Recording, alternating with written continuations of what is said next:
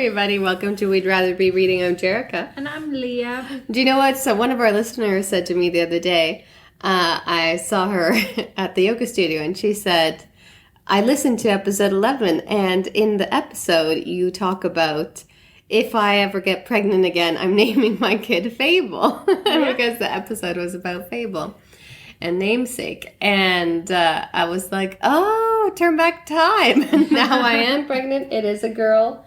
And I have a love for the name Fable still. Well, actually, all the characters' names. Yeah. I would name the kid West. I would name the kid Clove. Name the kid Kit. Is excellent. I know this. Kit is great, but Kit's not in those ones, though, is it? Kit is in it. It's just a side character, though. Is it? Yeah. But it was like one of these like piratey guys for 1 second on one of the boats. But then I had written down some of the names from that book. It was really good. And but my mom is like hard against Fable, but behind my back, not actually to my face. Like, oh, but like it's not my favorite name. Moving on. Like, let me hear all the other names that you like. She says it to my sister. Everybody needs to gang together and give Jerrica alternative options for naming her baby. And my little sister told me this a couple days ago, and it's like stuck in my head. Like, so every name one of my siblings calls me and comes up with, I'm going to be like, this is just to deter away from Fable. How rude. She should just tell you she doesn't like it if she doesn't like it. And then she should just step back and realize it's not her baby, and then so you can name your baby whatever you want. But now I'm like also kind of the rebel-y one in the family. So I'm like, I'm going to name this baby Fable just to go against her. But you know, she should like me. I'm sending you baby names daily. I know, your baby names are fantastic. Names. So much. So many names. Anyways, so how are you? I'm good. Yeah, everything is good. I've been reading a lot. I finished the trilogy of that reverse harem.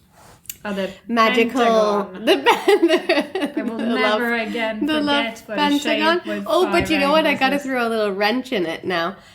In the middle of the second book, she finds a fifth.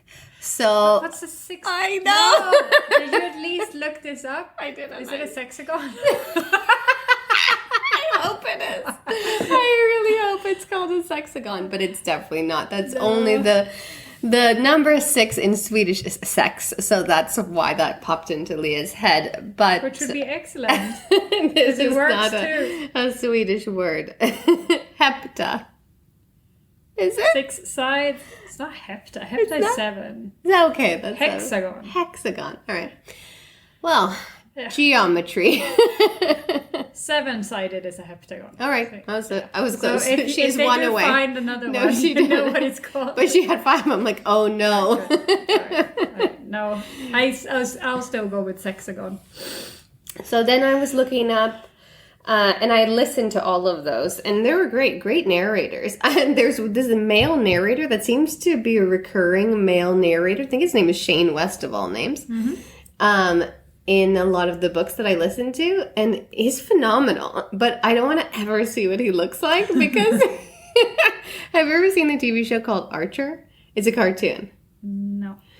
It's a cartoon, and Archer's basically like a 007 kind of guy, but with like the most cockiest attitude, and it's a very adult-y TV series, and it's really, really funny.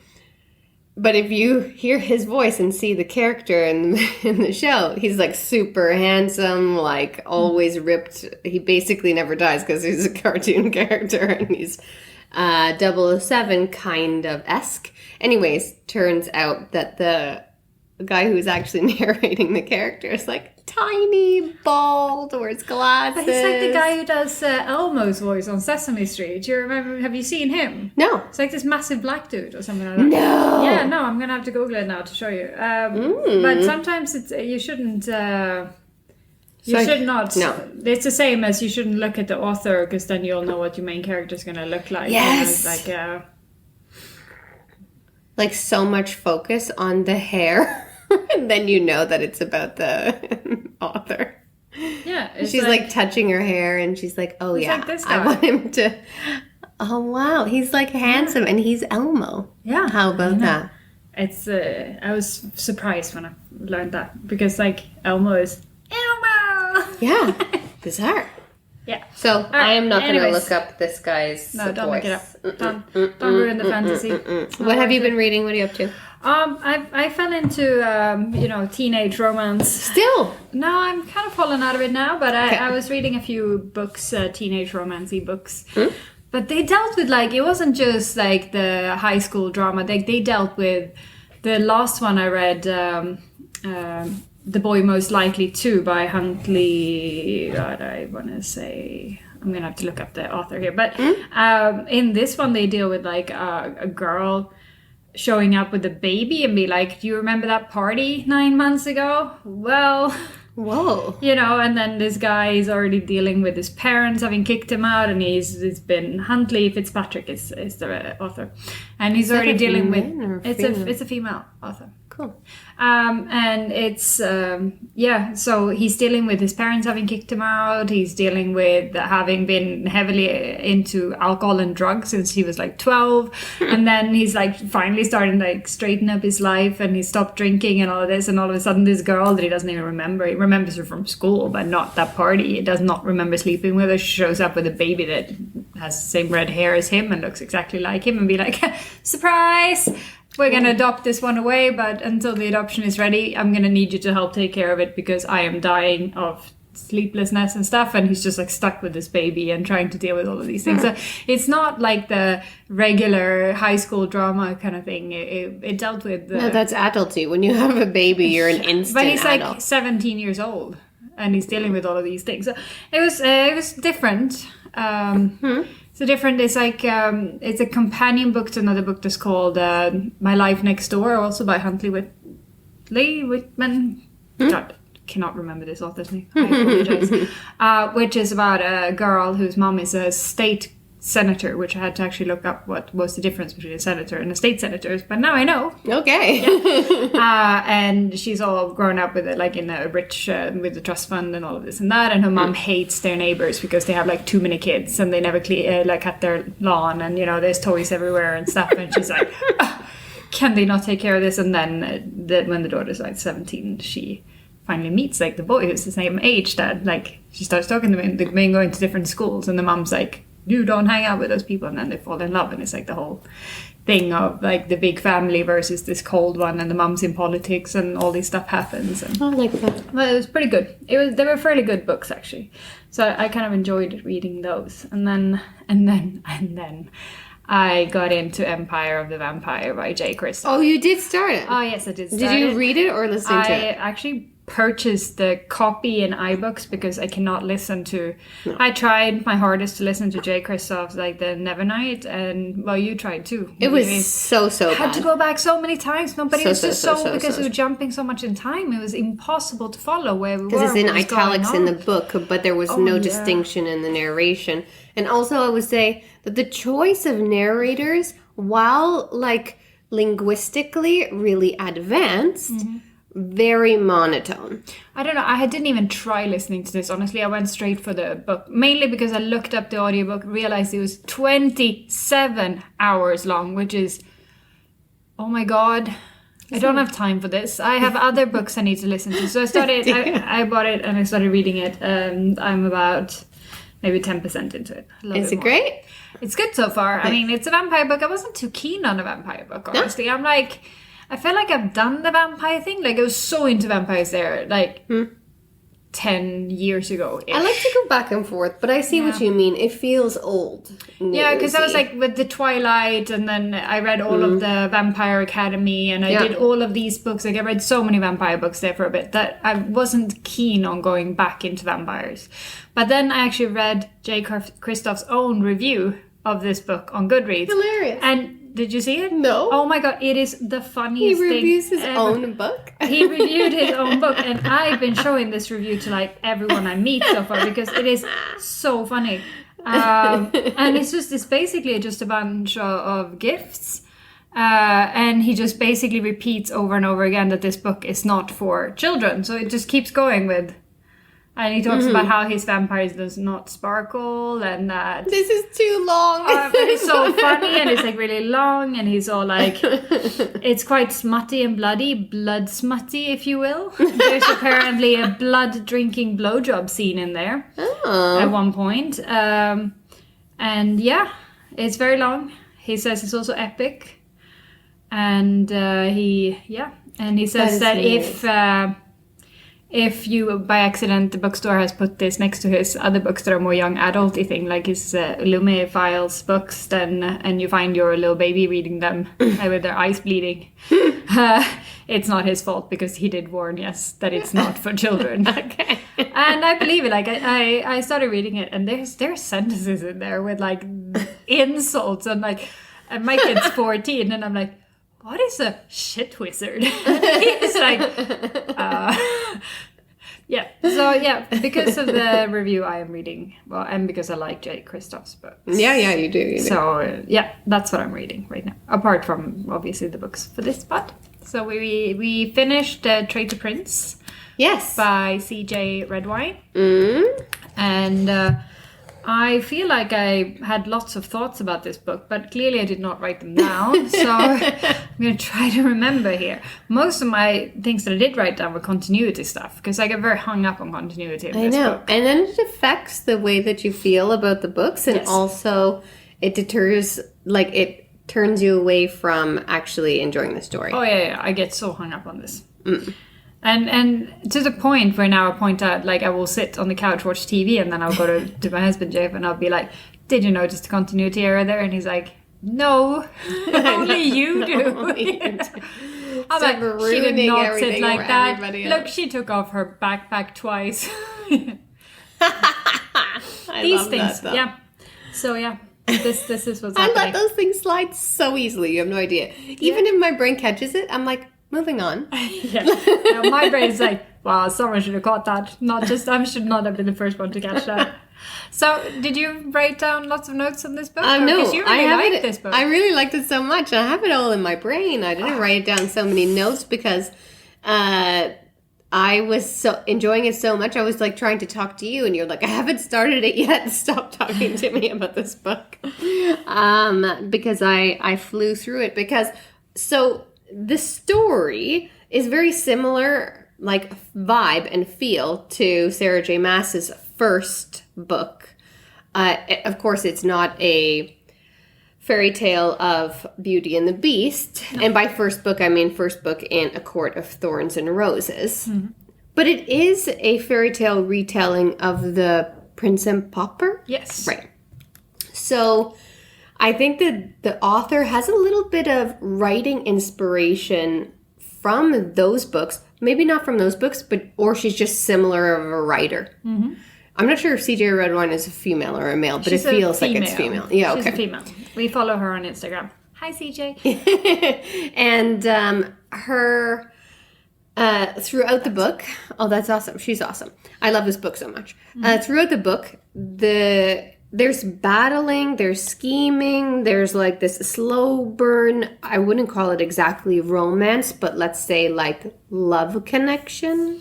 Yeah, I was not into the love connection. Like, I could it was see a tough it coming. It was a tough sell. I didn't see, like... But it was a tough sell in Sarah J. Maas's too. Like that she was actually going to fall in love with her captor, who is like... Yeah, but I don't know. It's just imprisoning her. Not and him. She's like, he's magical. It was her. I could not get on board with her. But Satya, I mean... But like, you have to put the characters in opposite ways. Yeah, no, but it was... I don't understand why she would. I don't understand why she bothered. I don't understand how she went back on all of her principles like this fast. It wasn't that fast. It was like the whole book. Yeah, but it was very fast still. Like, she'd been in that for like years and years and years. She'd never shown these even to her most trusted people, but to him, she's like, hey, look, I've been digging this hole. It's to the secret space where we can see the sky. I'm just going to take you there. I haven't known you for very long, but you got pretty eyes, so I'm going to take you there. You know, like, I wasn't sold. And I'm usually a sucker for romance. Like, I get on board very fast. Yeah, it was a much more focus on the challenges and the scheme as to how he was going to retake his rightful identity. Yeah. For sure. And I mean, that part, I did enjoy that part of the storyline. There were some plot holes that I got annoyed with, like the fact that Javan is the true crown prince. Yeah. And Rahim takes his place. Yeah. And Rahim is actually the son of the king's cousin.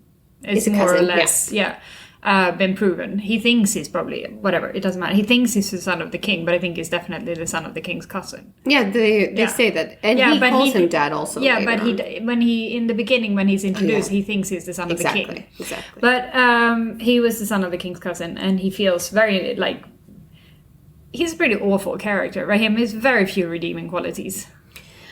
Yeah, the only redeeming qualities is that sometimes he doesn't have confidence in his evilness. And that's it. But he kills and then he's like, all right, I could do this again. And then he schemes, and he in fact schemes to kill his blood father, I guess you could say. Yeah. And all of the people who have helped him get to the position where he's at. Oh, and he does kill them. He kills them all. He kills all of them. Yeah. And, like, viciously, too. Like, he poisons them. And watches them die. Watches them down, makes sure they're all dead. And then he... there was a lot of that, but... I expected that, though. Yeah. And I not that I'm happy that there was a murder, but I think it would have made the story less interesting. Oh no, for sure. Like I'm not unhappy with that. It's just what brought me out of it a lot is that Rahim takes Javan's identity, and he can only do this because Javan hasn't been home for the past 10 years, and he basically makes sure that everyone who knew him at the school gets killed or disappears or whatever. But Javan is then saved from being killed by this guard who used to be one of his mother's guards, and he's just... And it's not even saving him, it's more like, I don't want to accidentally kill a member of the royal family. That's literally what he says, too. I'm gonna just, put you in jail instead. Put you in jail instead. And then when he's in jail, it turns out that his jailer, like the warden of the jail, is the Draconi that tried to kill him in the beginning at the school. And she messed up. She wasn't even supposed to kill him before he graduated. And there's no explanation for why she did that. Mm-hmm. And then when she sees him, instead of just like, whoops, terrible accident, he's now dead. All good. Yeah. She just lets him be.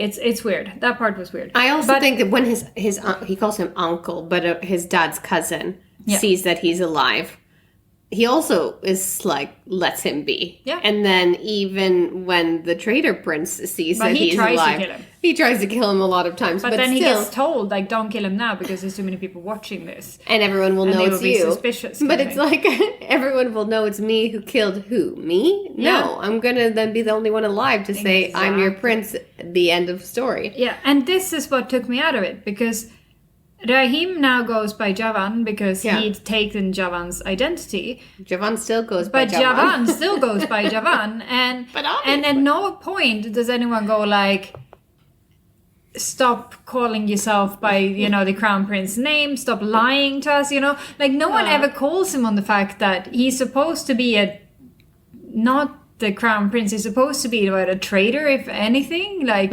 he's supposed to be an imposter if he's in prison for this. Like, and no one ever goes like, hey, you should probably not use the crown prince name, even though you claim it's, your real one.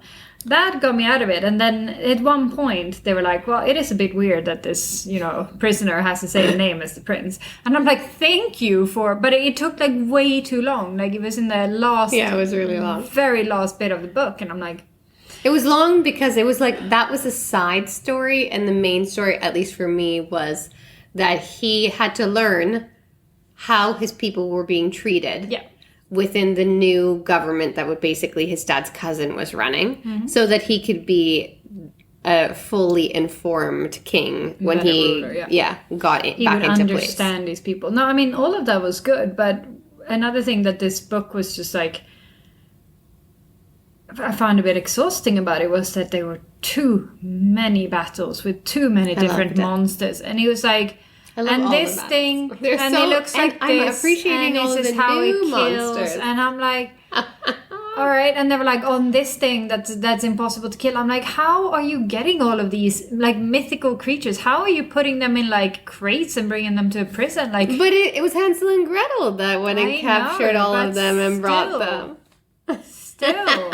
You're such a hater. I love this book so much. And you know what we talk about, because we live in Sweden and both of us speak Swedish also. There's a character named Intezara. And it kind of got us a little... He brought me out of the story every time. I'm like, what do you mean not Sarah? It got us a giggle because Inte means not, and Zara is the really common name here. Yeah. And so it's basically not that person. So it's like me saying your name is not Leah. Leah, not Leah. Like, come on, not Leah. Come on, Joanne and not Sarah is going to do this. So I'm like, why not Sarah? Why can't she do it? Is she also a traitor? Somebody in her place? She's not Sarah, so where's the real Sarah? There's no real Sarah. There's no Sarah. This is the thing. I love it. Anyways, summarizing this book. Do you have a super summary for this book?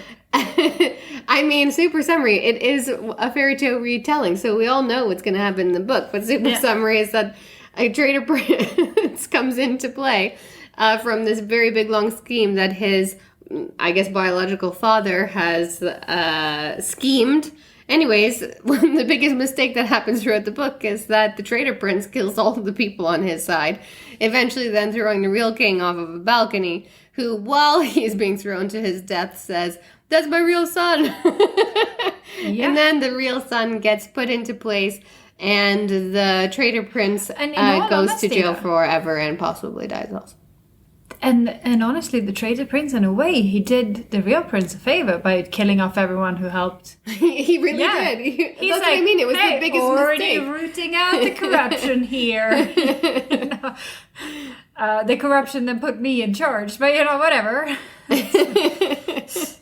All right. So that was The Traitor Prince by C.J. Redwine. Would you recommend? Yeah, I loved it so much. I really love these kinds of books. I love the pace of it.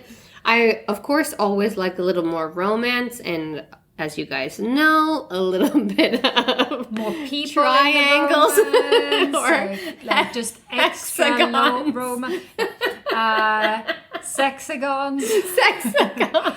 But anyways. So I would definitely recommend it. I have recommended it already to a few people that I've passed in the studio saying, read this book. It's great. I don't know. I'm not sure if I wouldn't not recommend it, but I don't think I would actively go out of my way to tell people to read it. But saying that, I am intrigued in reading other books in this series, because it is a series of freestanding books. Because I felt like towards the end, where there's like this ball and he stands there and he shakes hands with all these royals, or like this is and then there's this person called Ari that's like always has snacks. I'm like, this gotta be a freaking nod to another book. Like, it is so clear. And I'm like, I want to know about Ari now. Like, I want to know about the dark elves, because the romantic love interest, she's the dark elf. Which is part. And I was like, dark, this has to be another world, or it's in the same world. This has to be another book. Yeah. So I hope so. I mean, there are lots of other books in the series, and I would probably pick them up after finishing the 27 hours of Empire of the Vampire. Alrighty, we'll wait for you. And then we also have Mr. Impossible that I need to read by the Raven Cycle. The Maggie Stiefvater. Yeah, I read the first one, the Call Down the Hawk. And the second one is out. It's been out since before the summer. Oh. But there's a third one coming out too. So it's on my to read list. I don't want to read it too early to, have to wait so long. Cliffhanger fear. One. Yeah, my fear of cliffhangers is strong. But moving on, we have chosen our next book, and it is Roaring by Lindsey Duga, and we're gonna judge this cover, which is some kind of monster. It's just an eye. For me, it looks like a peacock. Oh, you went owly with that. Owly. Okay, owly. I went peacocky, because the colors are really like effervescent, this like blues to purple and to green and yellow in the middle, and in the eye it looks like a moon and stars. But it's like, it's not feathers, it looks more like hair. It's weird. Or like seaweed. Anyways, it's some kind of monster for sure. It's a monster's eye. It's gonna be roaring. Would you pick up this book? I picked up this book. I saw it and I was like, yep, I want to read this. And you were like, this cover? Dear No. Jerrica. Because the tagline of Roaring is what happens when monsters run with mobsters. And I'm like, God, shoot me now, please. I cannot read this. This is asking too much of me. The reason why I picked it up was actually from the reviews, not so much from the actual synopsis of the book. But then when I went on to Goodreads, because I saw it from Storytel, our app or reading app here. When I went on to Goodreads, I realized that this is a newbie book and a newbie author. There's only like a couple hundred people who have reviewed and rated it. So very little have read this book, and I feel, how cool. How cool. And having read the first 3 chapters, and actually, in all honesty, a little bit more, because I am really into this book. I love that. Which is funny, because I was like, oh god, this is awful. And then I started listening to it, and I'm listening to it in Storytel. And this book is set in Boston during the Prohibition era, so it's the 20s. And we start with, the chapters are divided into the singer and the agent, and we start with the singer. It's Aries, she's 18 years old. And she's in a speakeasy where she lives and works with her madame. She sings for the crowds sometimes, enchanting them with her voice, but she never speaks. And then our other main character, the agent, is Colt. And he is an agent, even though he's only 19 years old, and he works for the BOI, which is the Bureau of Investigation. And I had to look this up because I was like, what's the boy? Boy. And one night after singing, a patron of the speakeasy gets a little bit out of hand, and a shot is fired. And Iris speaks the word stop, and everything does, because she is a siren. And Colt gets told about this from his colleague, I can't remember his name, and he goes to check it out. And because he is assigned to the Lost Siren project at the BOI, because he's the only one who cannot be affected by her voice, allegedly. He has never actually tested the skill, but he believes this to be true. The colleague that told him about this is a basilisk, which means we're dealing with monsters here. So now, so far, we have a siren and a basilisk. So Colt goes to the speakeasy and he attempts to win Ares' trust so that she would talk to him, but it's hard. She hasn't spoken for years and years and years. And she's protected by her madame and by Stanley, the barkeep / bouncer, and both of them know her secrets. And he knows it because he saw her use it because when she was attacked at age 14, and he saves her. Or he doesn't save her, she saves herself, but he looks after her afterwards and says you should have done worse to them. But Colt is persistent and Ares is intrigued. She wants to talk to him because he has never heard her voice and he is showing interest in her anyways. He has never heard her sing. And usually it's like... You hear her voice and you're enthralled by her. Yeah, exactly. So I predict...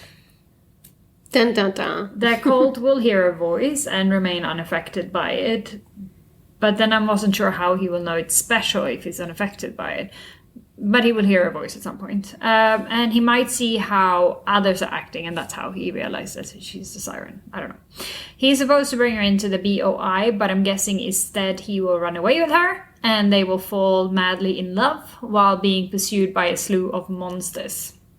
We're already in democracy times here, because it's 1920s. Yes, 1920s. And there will be no love triangles or pentagons. No pentagons? No. That's my prediction. I agree with the no love triangle thing, but where's the mobster in here? Not sure. Okay. Because we haven't met him or the gang yet.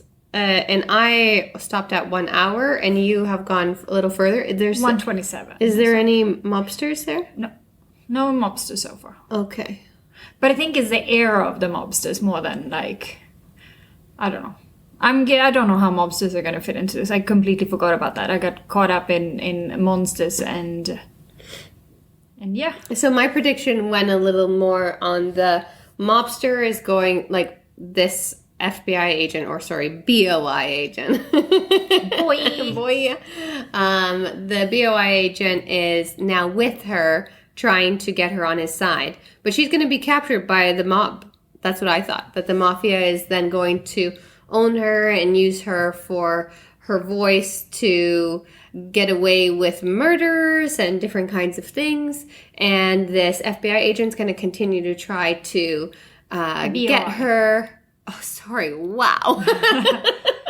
this BOI agent is going to continue to chase after her. And then once he finally gets her away from the mafia, she will be like, you're the one. Thank you for chasing after me. No one has ever done this. And madly fall in love. So I also agree on the love with the BOI agent. But I hope some mafia murdering happens. I'm sure there will be some mafia murdering in here with that now. And I looked at the cover closely and saw mobsters on the front. So it's got to be in there. Yay! The only thing, and I have two things to add here. In this first hour and 27, we find out the cult is something. Okay. But we're not sure what. Yeah. So far, our only clues is that he feels warm all the time, so he's more comfortable during winter and fall. Mm. And the second clue is that he smells like smoke, but not cigarette smoke or like disgusting smoke. He smells like a fireplace kind of smoke thing. Okay. So I'm going dragon, but I'm not sure about this because he also says that his basilisk hates the cold and they like the warmth all the time, and they're reptiles. So if you're a dragon, shouldn't you be a reptile and also hate the cold? What else? What is your guess at this point? I mean, fiery things, you go more towards phoenixy. Which would add up with the nice cover here with the bird-like eye and birdie stuff. eye, feathery stuff. Yeah. So phoenixy. What else is warm? I mean, you think dragon because they have fire in them, so they can be warm because they have fire. And should we just say gargoyle? And be done with it. Because we will never again be so thrown off by a magical creature than we did by Grace being a gargoyle in the Crush and Crave books by Tracy Wolf. I can't wait for the next one to come out. November, we're going here. Yes. And another thing that I had to say about this, so we are guessing at this point Phoenix and Dragon. We'll see. We'll check in next week and see who was right. Or you guys can continue guessing, I guess, on our social media. Another thing that I had was this female narrator. Yeah. Did you get anything with her voice? No. Because to me, I thought she was quite good. She's good. Yeah. But she sounds a bit like an AI. She sounds a bit like Siri. Oh. And it's only sometimes, but she will do... It sounds sometimes like her words are edited to cut together. Yeah, so it's just like...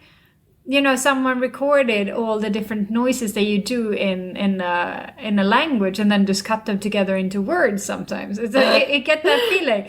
And it's not all the time, but it's frequent enough that I go like, all right. There was another book that we listened to, and I was like, "This narrator is Siri. I can't handle it." Now you're and you were like, "No, she's fine." And this one, I actually haven't noticed it, but I will pay more attention next time. Pay more attention because see if it's an AI or if it's a real person. Sometimes it could just be edited that way. It's like that sometimes. All right, that's it. Better get back to it. Reading time. Bye, everybody.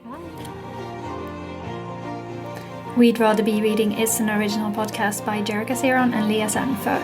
Theme music for The Penguins, written and performed by David Allred from the album The Transition, courtesy of Erased Tapes. Please check him out on Spotify and check us out on social media. We're on Facebook and Instagram at We'd Rather Be Reading and on Twitter at We'd Rather Read. You can also email us at we'dratherbereadingthepod@gmail.com. Thanks for listening.